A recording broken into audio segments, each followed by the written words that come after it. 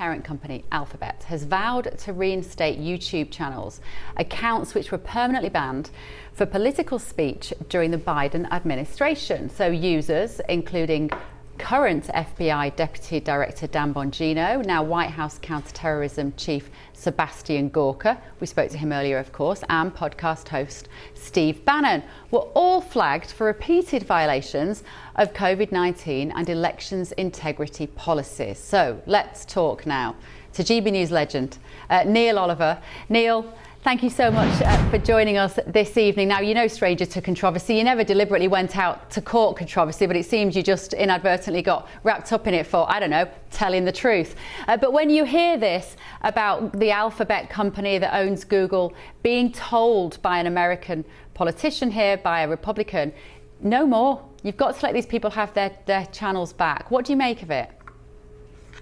Good to see you, Bev. Hope America's treating you kindly. I'm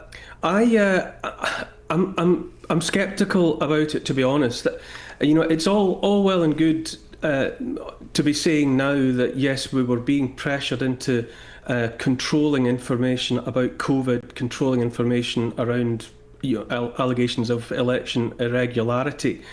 But the fact remains that just because accounts are being reinstated, freedom of speech isn't freedom of reach, and the problems with YouTube and other platforms remain, which are that even if you're on there, even if you can get an account up and running on there, the pressure that's applied by the bots, by the algorithms, means that there's no guarantee that you can get your message out there.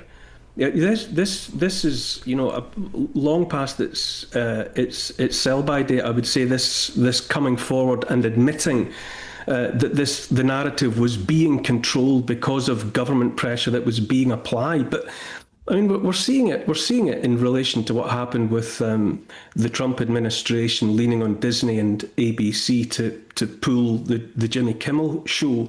The battle to control the narrative is one of the great wars of the world in which we live at the moment, and that battle will go on, and the powerful will use all of their armaments on that battlefield to seize and maintain control of the narrative. So, what's happening, I suppose, with YouTube, it's good that cancelled accounts are going to be uncancelled, but is it enough to defend freedom of speech? I would say absolutely not.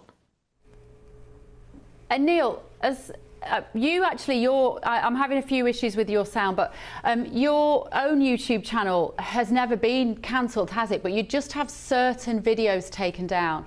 And what kind of logic were you given by YouTube at the time? Like, are they clear about what you might have contravened? It's Kafkaesque. It was the same on GB News when I was doing, weekly monologues and bringing on guests to hopefully give alternative points of view about COVID, about the jabs and various other issues besides. And there was always this fear on the part of the content producers that YouTube would censor, that YouTube would take things down. Always this idea that if you got 3 strikes against you, you were out. And it was positively Kafkaesque on my own channel, on my own use of the platform.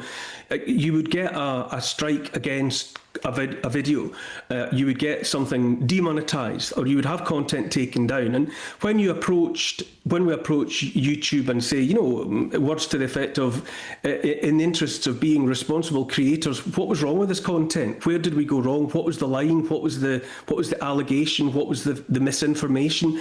And the invariable reply that you would get back one way or another from YouTube was, well, why don't you just go and have another look at your own content and see if you can't work out for yourself just what you did wrong.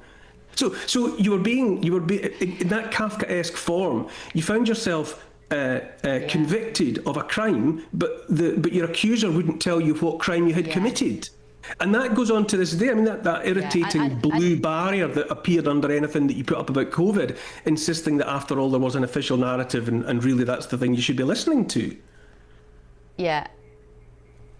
And also completely infantilising Neil Oliver. Always so good to see you, and I know our viewers would be delighted to see you as well. Thank you so much for joining us. Let me bring in political commentator Stephen Kent. You're a big fan of Neil Oliver, aren't you, Steve? Absolutely. Neil Oliver's a hero. You know, I was a host in 2021 for an international news network, and they put me on YouTube for my YouTube program. And guess how much trouble I had having any honest conversations about COVID and the pandemic and speech during this country after the BLM riots. Yeah. We were given stand-down orders from YouTube, constant warnings, and I even had on U.S. lawmakers to discuss what was going on with the rush to a vaccine and dealing with the lockdown. And it was not censorship from news networks I ran into. It was YouTube. Yeah. Mali, as a Democrat, that all happened under Biden. Biden went on steroids with his censorship during the pandemic. Do you look back now and think it was acceptable? I think that we could have combated misinformation or things that were perceived as misinformation at the time with less draconian steps. So I do think that was not handled right. But I do think... Although fascinatingly, it was actually the White House that were dishing out the misinformation we now know. Well, let's put a pin in that, because I don't think they were dishing out misinformation completely. I think there was questions about the science. But I will say, I do think we're in kind of a space where politically, it seems like whatever party it's most advantageous to suddenly becomes a fan of cancel culture.